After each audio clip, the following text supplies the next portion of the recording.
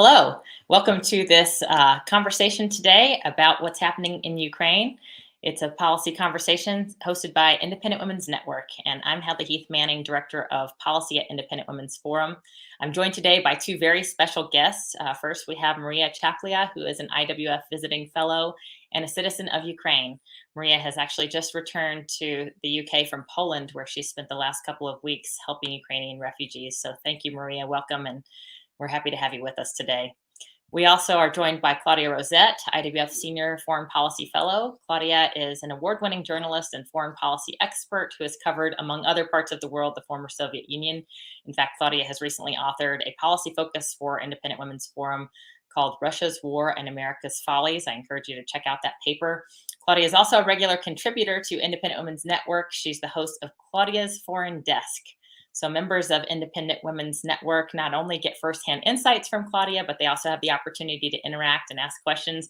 I'm thrilled to have the opportunity to ask questions of Maria and Claudia today. If you aren't a member of IWN yet, we encourage you to visit iwnetwork.com and join. So welcome, Claudia, and welcome, Maria.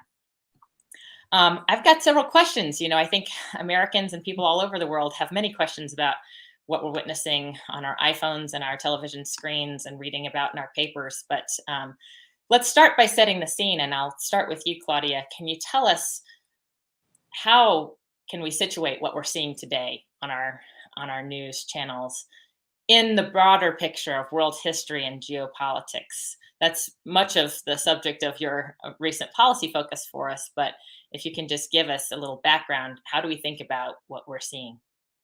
Yeah, brutal reality intrudes on the domestic squabbles is one thing.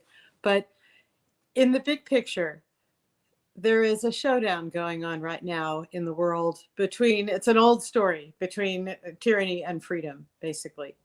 And as in the Cold War, the US stands on the side of freedom. And now we have two contenders on the other side. It's not bipolar anymore. It's not the Soviet Union. It's Russia and China in a complicated partnership, but definitely a partnership. And what's happening in Ukraine right now is, if you regard this as it's sort of Cold War to some variation thereon, is quite possibly a decisive battle in this war. Although in Ukraine, it's a war. It's a full-on war. I mean, with ruinous shelling and bombing of the cities, with millions at this point fleeing. How did we get here? I'm going to try and give you a very quick history, because we really want to hear from Maria, who's been seeing some of this firsthand. Ukraine was one of the 15 Soviet socialist republics of the USSR. And that was not a pleasant position to occupy. In the 1930s, Stalin, having collectivized their farms, confiscated their crops, and there was a horrible famine in which millions died, followed by World War II. And in 1986, Ukraine was the site of the accident at Chernobyl, part of the Soviet nuclear power program, which was skimped on vital things, and that accident was the result. Moscow tried to cover it up. In 1991, the Soviet Union collapsed. And in mid-91, a few months before it finally went on Christmas Day, Ukraine declared independence. This was what happening throughout the Soviet Union. It's what finally uncoupled the whole thing. Ukraine came away from that with enormous problems. It was, as everything in the Soviet Union was, the Soviet communist rule basically gave no chance for the flourishing of institutions that create free societies. They just killed them. In Ukraine, anyone who stood up against Moscow was cut down. Everything ran through Moscow. It was a very corrupt system. It was incredibly inefficient economically. And Ukraine had all that to try to repair. It was very tough. That's why you hear about all the corruption in Ukraine, all the problems that have been going on. At the same time, they really wanted freedom. They wanted to join the West. And when we talk about the West here, Victor Davis Hanson wrote this recently quite well. I'm not talking about necessarily geographically the West. Japan is of the West if we are talking about democratic values in our time. Russia is not. So they wanted to join that West. And Vladimir Putin rose to power in Russia on New Year's Eve, 1999. Boris Yeltsin resigned, named Putin acting president. Putin has now been ruler of Russia for some 22 years, and it has become an ever more repressive place after flirting with democratic reform in the 90s. And Putin aspires, as he said very clearly, to reassemble not the Soviet Union. He does not like communism. He knows the inefficiencies of that. But this sort of mystical Mother Russia, the ancient empire. And he regards Ukraine as Russia's by right. Well, Ukraine is not Russia's by right. It declared independence. It's a sovereign country. It's a different country. But this has led to all sorts of problems in Ukraine because Russia keeps interfering there. Anything they can do to stop Ukraine moving west. Ukraine wanted to join NATO. Russia made threats over that. Ukraine is not in NATO, which is the formal alliance that President Biden is now saying he'll fight for every square inch. Ukraine is outside. There was a president in Ukraine who was effectively a Soviet stooge. That was the Maidan Revolution, finally ran him out of Kiev in 2014. And within days, Putin then seized Crimea. I have to give you a very quick history there. Crimea was part of Russia under the Soviets until, as a meaningless fraternal symbolic gift, Khrushchev gave it to Ukraine. It was one more piece of fictitious propaganda and nonsense. But when the Soviet Union collapsed, Ukraine had Crimea. Giving it back would have been a concession that would have been the beginning of where we are now in any event. In 2014, after the Russian stooge President Yanukovych fled to Moscow, Putin moved within days to begin seizing and annexing Crimea. And the US scolded, but did not much. We didn't do anything. We put on sanctions, not enough to change anything. And then Ukraine sort of still trying to get back on its feet, with people having made lives that you're seeing in the footage of the wrecked apartments, all the places that people were trying to make their lives and have their jobs and raise their children. They elected President Zelensky, who was trained as a lawyer, made a career as a comedian, TV comedian, played a character who was against the corruption in Ukraine, and possibly on that basis was elected president. And that brings us up to Vladimir Putin has been eyeing Ukraine for the next big bite for some time. This was clearly in the works. It was in the immediate aftermath of Afghanistan. President Vladimir Putin began building up troops along the edges of borders of Ukraine a year ago, last spring, right after President Biden took office here, and signaled great weakness by killing the Keystone Pipeline, basically choking off our energy. Russia is a huge producer of oil and gas, as you've been hearing, has been supplying it to Western Europe, so on. Afghanistan, there followed sort of back and forth where it looked like Putin was at least pausing, backing down. Biden rewarded him with a summit in Geneva last June. Then came Afghanistan. And that was a terrible debacle for the US, and clearly, I think, a signal to Putin that he could go ahead, that we would not stop him. He began really, some weeks after that, began this huge buildup of armed forces along Ukraine's borders, ships in the Black Sea, where Russia has a critical port at Sevastopol, warm water port for the Black Sea Fleet. And the US went into this frenzy of diplomacy, offering off-ramps and whatever we could do. Russia made demands that were just unmeetable. And so, although I'm now worried some will be met. I just need to bring into this China, the growing partnership between Russia and China, involving joint military maneuvers for years now, involving more and more trade arrangements. On February 4th, the Olympics opened in Beijing. Putin went, and he and Xi Jinping released a joint statement about their so-called no limits partnership. Clearly, there are limits, but that was in our face. That was saying, you're going to have to deal with both of us to the United States.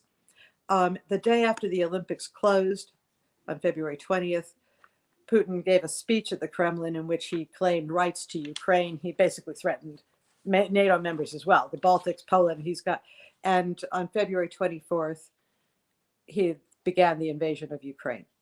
and it's now about a month on. And the Ukrainian forces have, with incredible resolve and courage, been holding off the Russian military. But it's very hard. The devastation has been colossal.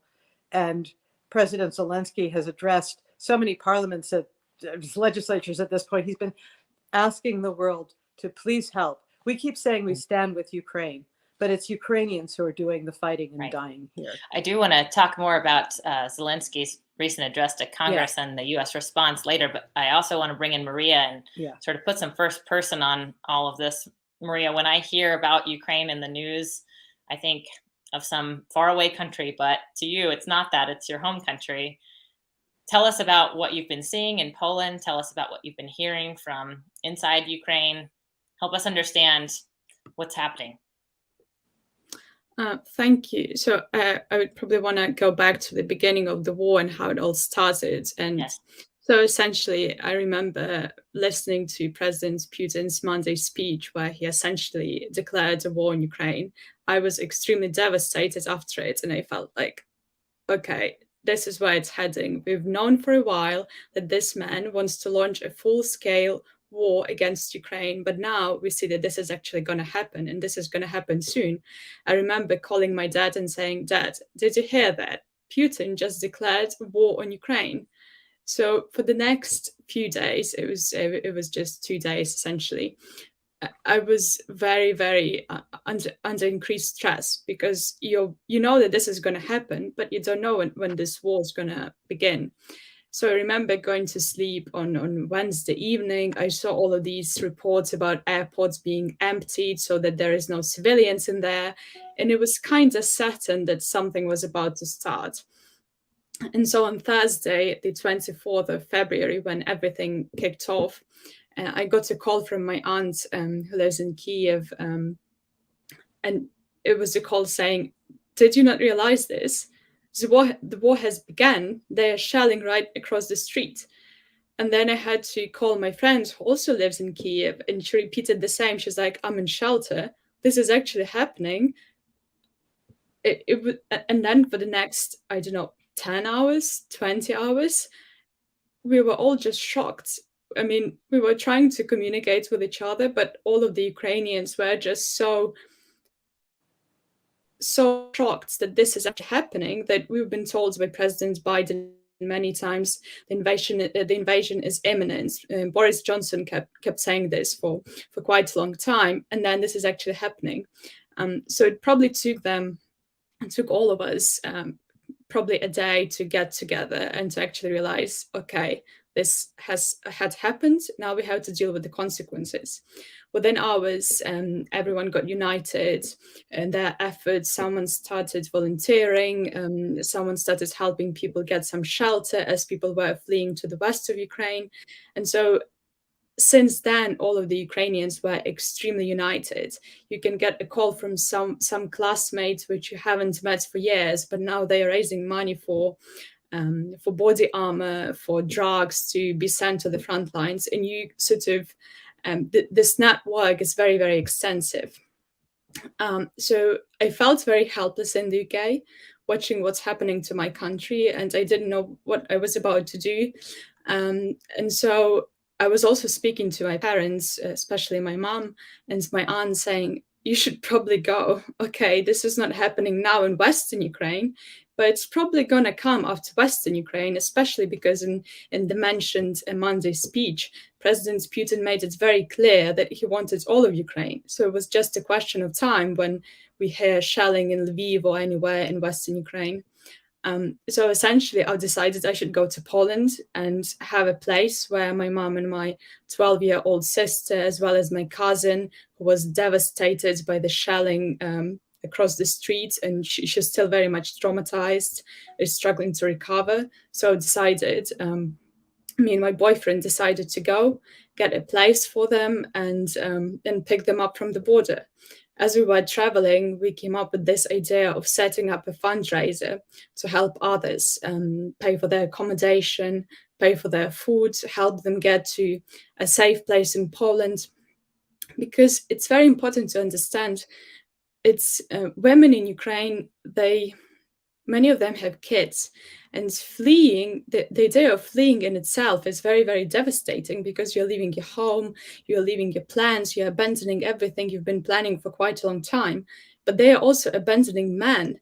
And many of those mothers, they have breastfed babies. So they are alone, and they have to cross the border to Poland, and they face extreme uncertainty. So in many cases, they don't want to leave, but they have to leave, because if you stay in a city that's being shelled, you're not helping anyone.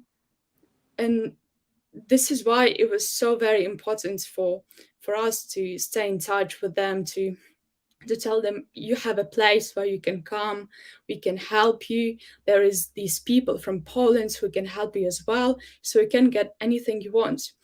We were helping one of young mothers who didn't even have a stroller for her baby, who was still a breastfed baby, because she had to abandon everything. So it's absolutely devastating what's happening. But I have to say that Ukrainian mothers and overall women have been very, very courageous, because men cannot leave Ukraine. They have to stay, fight, do whatever they can to help Ukraine win this war. And women have to flee, and they face all of these problems, logistical difficulties. Yes, the EU has made it very easy for us to travel, to go anywhere, but people don't want it. They just want to go back to their home. So there is even like an anecdote among Ukrainians. Oh, for so many years, we wanted to have this visa-free regime with the EU to go anywhere. So today you can go to Paris, tomorrow you can go to Amsterdam, live there, work there. But now all we want is to go back to our little flat somewhere in the center of Kiev and sleep on our pillow and use this favorite coffee cup and wake up to some noisy neighbors going all crazy about some, I don't know, work problem or something. Yeah. So. Well, Maria's in the UK right now. Claudia and I are in the US, and I do want to talk a little bit about the US. Here we are in a country that I've always thought of as the leaders of the free world, really the leaders of peace through strength, right? What is our role in all this? I mentioned that President Zelensky addressed the US Congress this week. He asked for a no-fly zone. He's asking for help in standing up for the freedoms and the autonomy of the country of Ukraine. What should America's response be? I'd love to hear from both Claudia and Maria. Maybe we'll start with you, Claudia. I know we've implemented harsh sanctions. Is this the right approach? What can we do? What should we do in response to this? The sanctions may be useful, but they're not going to win the war. And sanctions tend to erode. And Russia also has the benefit of partnering with China, where President Biden is trying to pry them apart. I'm dubious that will be very successful. So basically, the U.S. reaction has been too little, too late. There was a devastating moment at one of the futile UN Security Council meetings where Russia vetoed anything. The UN isn't doing anything in this, but where the Ukrainian ambassador was sitting there with the 15 members of the Security Council on the evening of February, as the invasion was beginning in Ukraine. And it actually happened. Putin gave the speech that was effectively launching it. The Ukrainian ambassador was sitting there watching his phone at the Security Council meeting. And they asked him, would you like to make a statement about all this? They were saying Russia must not go in. He said, it's too late. It's happening. We've been slow for all the warnings that the U.S. put out that this was coming, this was imminent.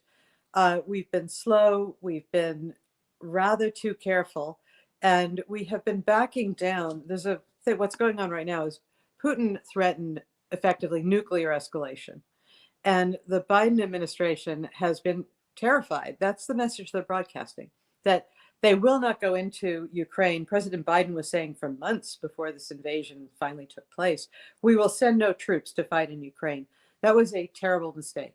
If you're not going to send troops, the least you can do is be quiet about it. Don't hand Putin that information and then repeat it right up until, I think, last week.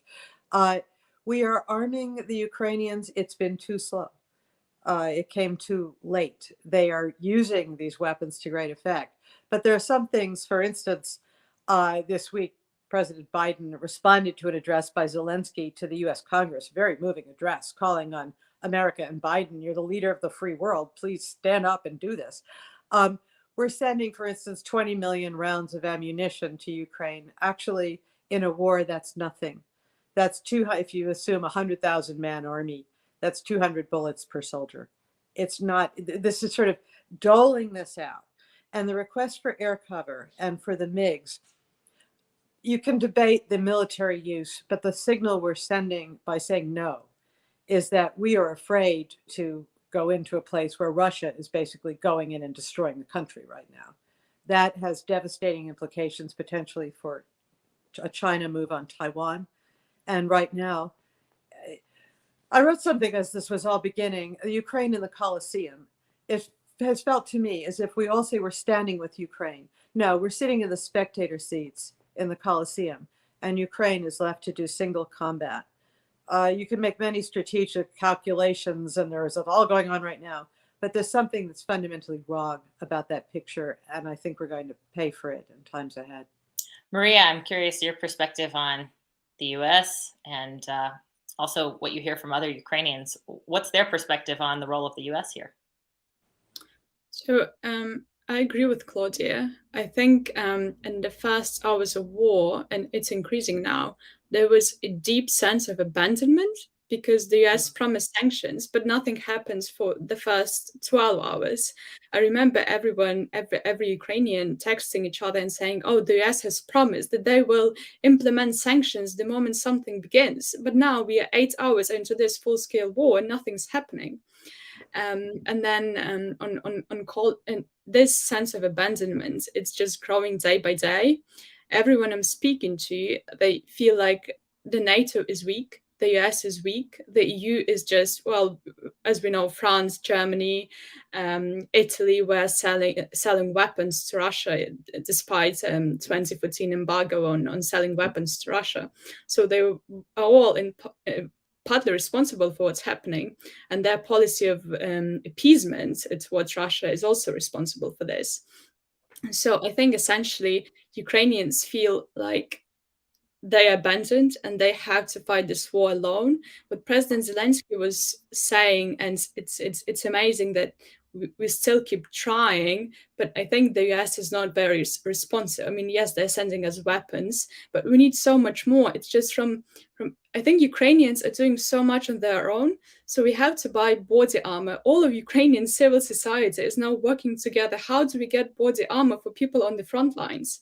It's not our allies helping us. It's all of our society getting essential drugs, getting all the humanitarian aid. I mean, humanitarian aid, yes, we get a lot of help from abroad, but in the sense that where it gets sent to the front lines and it's actually helping people who are in Mariupol, for example, it never gets there because there's many logistical problems at the moment, right? And the worry is if the Ukrainian society, which used to be very much in favor of NATO membership, EU membership, what they see now is NATO is afraid of Russia. So maybe we don't need NATO. And these calls are very dangerous because this is essentially what Putin wants, that the Ukrainian society decides not to ever join NATO. But this is what's happening. All I'm seeing from any Ukrainian I'm speaking to, there is a sense of disappointment. I think this is very dangerous and very scary. I think even Zelensky is trying to exploit this in his own ways by saying NATO doesn't want us, we have to accept it. I think Ukrainians have been very mindful of the fact that it will be them who's fighting on their soil against Russia, but all we have always called for is give us weapons, help us do this, but we will do everything we can to stop the Russian invasion. But it's also, I mean, you can argue because Russia has threatened the Baltics, it's threatening Poland, it's threatening Bosnia, it's threatening many countries. So we don't know when where the next missile is going to hit. Is it going to be somewhere in Western Ukraine, or maybe it's going to be in Poland the next time? Especially since the Russian military have been very not careful about launching their missiles. There was this case in Croatia when a missile fell because they made a mistake in geolocation, and as a result, the missile that was supposed to be in Ukraine ended up in Croatia. And with attacks on Lviv, Western Ukrainian city, what we are seeing is this war is 20 kilometers away from NATO. So there is no way the US and the NATO overall can try to avoid this war for any longer. Well, all of these comments bring me to a question that I think is on everyone's mind, and a question that I know neither of you can answer because you don't have a crystal ball. But as I sit here in the United States and as I go about my everyday life, it's very moving for me to hear about the breastfeeding moms. I'm a breastfeeding mom. I have a daughter who's about to turn 1. It sort of feels like an exit from the pandemic here in my beautiful sunny city of Denver. I'm taking my kids out for pizza. I'm taking them out to the aquarium. I'm really enjoying living something that feels like a normal life until I open the news app on my phone or check in on what's happening on Twitter, or when I look overseas at what's happening in Ukraine. I'm very concerned, deeply concerned. I think people around the world are concerned. I think Americans feel, even if they agree with you, Claudia, that it's been too little too late, we feel like our options at this juncture are not good in terms of a response to this. And we're concerned, I think many people are concerned that this conflict will escalate and that it will turn into a world war. It will turn into something that has implications for people across the globe. I've seen more people in my neighborhood group posting about, what do I do if there's a nuclear bomb? These concerns are, I don't want to encourage people to live in fear, but there's a very real concern and I think a palatable fear for the future of the world right now. So I'd like both of you to comment on where you see this going. What is the end game? How does this turn out? What are the possible outcomes from here? And what do you think is most likely? So Maria, do you want to go first this time and sort of respond to all that? I'm very worried myself where this is heading. Even though the war is happening in my home country, I'm very worried it's gonna go way beyond the borders of Ukraine. I think because I used to listen to President Putin's speeches and read his historical essays and all of this nonsense he's talking about history, and I believe that this is how he looks at the world, and that he actually wants to destruct the world. I think the problem with many Western countries is that they think you can't be this insane in the 21st century. You're not some kinds of Hitler. You can't actually believe this. And this is my worry about China as well, because what I'm seeing among many Ukrainians, they're being like overly excited about China making some empty statements about, it's not in our interest to support war or something, but behind the scenes they're helping Russia. So I think there is generally a tendency to avoid thinking about the worst case scenario whereby China openly joins Russia in this in what's happening in Ukraine, and this all turns into something extremely devastating. I would like to think that I'm wrong, but I'm trying to entertain the idea of this worst case scenario. And in psychology there is this thing where you accept that the worst can happen and then you kind of learn to deal with it. I'm very hopeful it's not going to happen, but I actually think President Putin is a psychopath, and he's also like a wounded bear, so he can do anything. And this is all extremely worrying. I really hope Claudia is way more optimistic than I am. In my experience in conversations with Claudia, she usually doesn't cheer me up, I have to say. But Claudia, give us your perspective on the possible outcomes and what you think is most likely. I'll cheer you up just with the observation that people have amazing resources, and sometimes when you despair, they step up and do the right thing. But I'm not seeing that right now. And what keeps coming to my mind is Churchill's line in the run-up to World War II. You had a choice between war and dishonor. You chose dishonor and you will get war. Because you don't avoid a war by pretending it away, hiding it away, talking it away. This is really coming down to gunfights. And that's exactly what it is in Ukraine. Suddenly, it's real. they're really shelling and killing people. That's how these things happen. It's often quite surprising because you go into a city that's under assault and something can look fine until suddenly something blows up, and then it's not fine at all. And we are facing, the US took a little too much pleasure in what we call the peace dividend, the period where the Soviet Union had collapsed, everything seemed fine. We then focused almost entirely on the war on terror. We had President Obama running for office, re-election in 2012, promising flexibility to Vladimir Putin and saying that the tide of war is receding. There were no existential threats to the United States. Everything's fine. That turned out to be very wrong. And we're now dealing with Xi Jinping came to the top of power in China in 2012, and he began partnering with Putin. And you now they have a whole set of sidekicks, the Iranians, the North Koreans, the Venezuela, Cuba. And I think of it as the conglomerate of evil. They want us gone from the picture. They want us marginalize us, the United States, the free world, our friends, our allies. And they're working toward that. Human nature, people are complicated. We're angels and beasts at the same time. It's the words of the French philosopher. Human nature has not changed. We're still quite capable of killing each other. You see that in many places. We haven't had a global conflagration since victory in World War II, but we've had war after war simmering. And what's happening right now is very big. And China, I think there's been a lot of discussion that, China will be daunted by Vladimir Putin's military setbacks in Ukraine. First of all, that's not over. The Ukrainians are in a very desperate position, and NATO is not coming in. It's sitting behind its defensive line, sending weapons and accepting refugees, but it's the Ukrainians out there. And there's a limit to how much you can do when your country is being destroyed. Their infrastructure is being destroyed. Russia's taking over the power plants. You get to a point where it's just a wasteland where people are fighting. That's not what you want for any country. And what we most need, there are simple steps that President Biden could take, and he is not taking. And these are really costly mistakes. One is when he began choking off US energy, that sent a signal to Putin about the priorities of the Biden administration, which were very much focused on the transformation of America into sort of a socialist welfare state with eco fuels everywhere, with green everything. Very utopian, very unrealistic. And Putin is a calculating, ruthless dictator.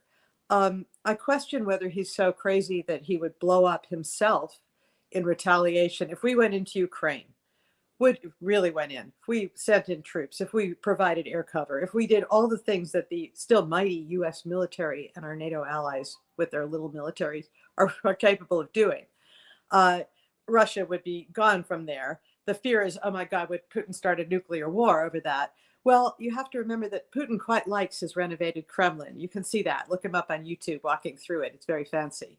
He's built an enormous cathedral to the Russian military in the outskirts of Moscow. I'm sure he's fond of that. He doesn't want to see these things blown up. He's got very nice digs in Sochi, resort place.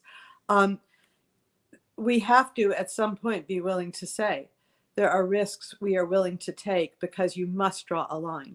If he takes Ukraine, he will move on. And Xi Jinping will look at this. I don't think he'll be daunted, whatever happens in Ukraine. He's learning from it. He's learning how we respond. And he's learning that we will slather on sanctions. There's a point of diminishing returns there. It's very likely that we will not put on China, no matter what they do, the kind of unless it comes to open warfare, the kind of sanctions that we've just put on Russia, which still have leaks, will erode, they can get around, and so on. Because effectively, when you start sanctioning everybody, you end up sanctioning yourself. We just cut ourselves off. That's from the world. That's how that will work. The problem is we need to bring back energy. That's vital for security for many reasons, as well as your prices of the gas pump. And the biggest thing we need to do is we must start rebuilding the US military. Not for diversity that has its place elsewhere, not for anything except the basic mission of a military, which is to deter wars and, if necessary, to win them. We're not doing that. It's the part of the US budget where, for all the giant trillions we're spilling out, they've been very stingy about the military. That's really not growing after inflation. That's vital. That's what you need to back up all these diplomatic discussions. And if I may throw in one more thing to the pot, the Biden administration, in its desperation to revive a role in the Iran nuclear deal, concluded in 2015, where President Obama never took it to the Senate as a treaty, he sent it to the UN. That means, which immediately approved it at the Security Council. That means he needs the agreement of the permanent 5 members of the Security Council to get a US reentry adopted there. That means that Russia and China are at the bargaining table. That means that while we're trying to deal with Putin in Ukraine, and while Ukrainians are dying and seeing their homes destroyed and their children killed and run out of the country, in Vienna, the US has been using Russia as an intermediary, among others, to talk to the Iranians, because the Iranians have refused to talk directly to the Americans, and Russia has been effectively trying to dictate terms at these talks. We should have walked away from those. We should never have gone back to those. President Trump was right to pull us out. But it's all this sort of diplomatic maneuvering. And we're now facing something where the guns and the bombs are really coming out. We need a strong military. We're not doing it. If there's a single priority I could point to, that would be it. That's what I wish President Biden would come out and say. He's not doing it. Instead, we're hearing about building back better. Well, building back better is heading us toward a World War III. It's not our defense of Ukraine that endangers us. It's our failure to stand up as leaders of the free world. Right now, the free world is being led by President Zelensky in Kiev. In our final moments together, I want to go back to Maria and say, I think it's terrible that the people of Ukraine feel a sense of abandonment, at least when it comes to the actions of governments around the world. But I can say for certain that the American people are dying to help. There's so many things that I see fundraisers, and I see people sending shipments and gathering baby supplies and things like that. So what can Americans do on our own, acting through charitable organizations or humanitarian organizations? What are some of the best ways that you would recommend that people help, or where can we go if we have resources that we want to offer, but we want to be sure that they're actually helpful? So, well, all of Ukrainians have been extremely thankful for all the international support which we received so far. It has helped keep us afloat. And there was a story from today when a 6-year-old boy, I think, crossed the Polish border, and he was crying, obviously, because I think he was probably on his own. There is cases of kids crossing the border on their own because their parents died. And so this boy, he crossed the border and he ended up at this humanitarian center on the Polish border. And all he wanted was this stuffed giraffe toy. And because we get so much humanitarian aid, a volunteer was able to find this giraffe toy for this crying boy. And it made him feel so much better. I mean, it's a small thing, but it just explains how much humanitarian aid helps in these non-conventional ways to make people feel better.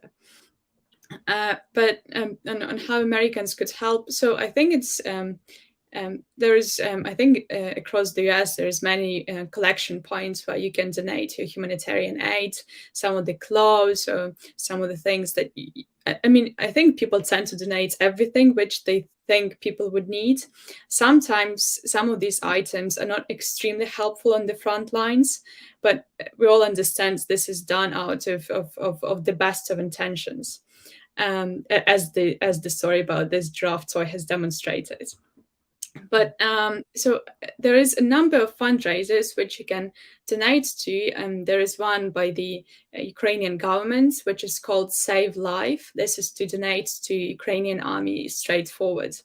And then there is quite smaller fundraisers. I've set up one. So we're trying now to send the money that we've collected through our fundraiser to some of the people who are my friends, and they're working on the ground to get cars for the territorial defense, and they get essential drugs. So because I know these people on the ground, it's easier for me to get in touch with them, to say, oh, you need this money today, I can send you this from my fundraiser. And this is how we get things done really fast. Because the problem is that, as you mentioned, for many Americans, Ukraine seems like a very far away country, and fair enough. So it's very essential to be in touch with some Ukrainians on the ground who are either in Poland or anywhere in Europe, so that you know that you are either donating to some of these key fundraising efforts, such as donating to Red Cross, so that Red Cross can get drugs into Ukraine.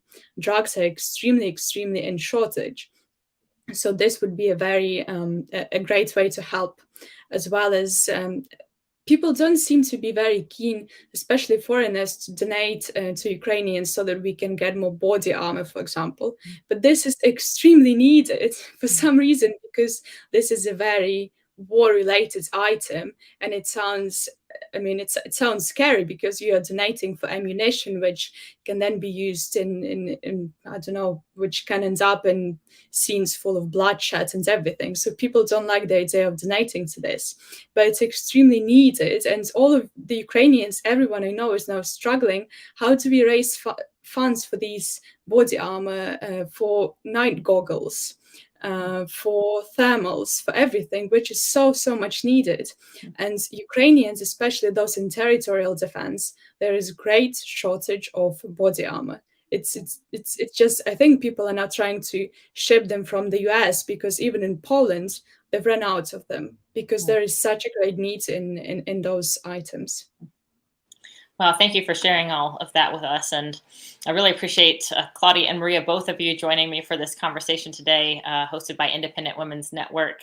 If you enjoyed this event, you and other like-minded women and men can join me for more great conversations on our members-only platform, Independent Women's Network. Members enjoy exclusive content, resources, messaging workshops, and more. You can also enjoy more commentary from Claudia at Claudia's Foreign Desk. It's one of our many features inside the network. From all of us at IW, and as you can see, I'm a IWN member myself. I have an IWN member card, and that's something that you will get if you join the network on iwnetwork.com. Here's my membership card. I want to thank everyone for tuning in today. I hope that we can follow up maybe in the comments or elsewhere with some links to some of the opportunities and fundraisers that Maria mentioned. Maria, you'll be in our prayers, you as well as other Ukrainians who have just been on our minds constantly this past month or so. We thank you so much for taking the time in the midst of this crisis. Claudia, thank you. Thanks for writing the policy focus and joining me today. I'm Hadley Heath Manning. From all of us at IW, thanks for your support. We'll see you on the network. See you next time.